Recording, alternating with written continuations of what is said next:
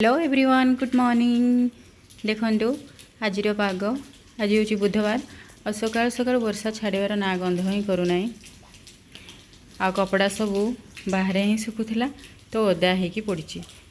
वर्षा दिन गोटे टेंशन कपड़ा नियो कपड़ा रख पुणी ताको सुखाओ एमती तो से मु रागिक आ कपड़ा सब आनलिनी। तापर मुझे आपण मानक गोटे जिनस चलतु देखा लेट्स गो।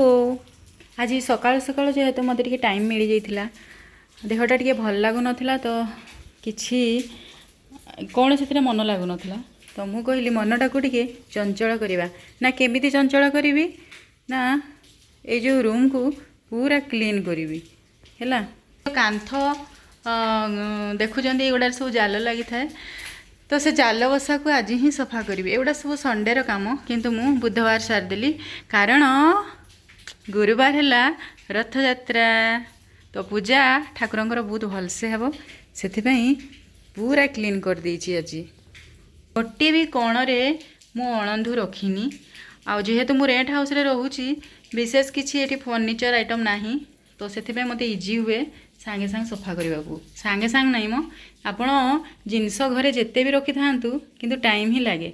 तो देखंतु ये हूँ मोर पढ़ा टेबुल ताको केते भल भाव में सब सजेकी रखीदे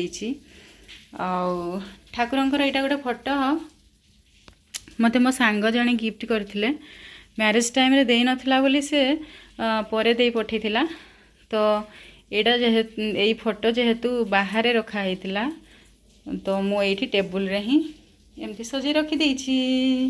मो पढ़ा टेबुल रो साजे सजा आपण मन केमिति लागिला कहिबे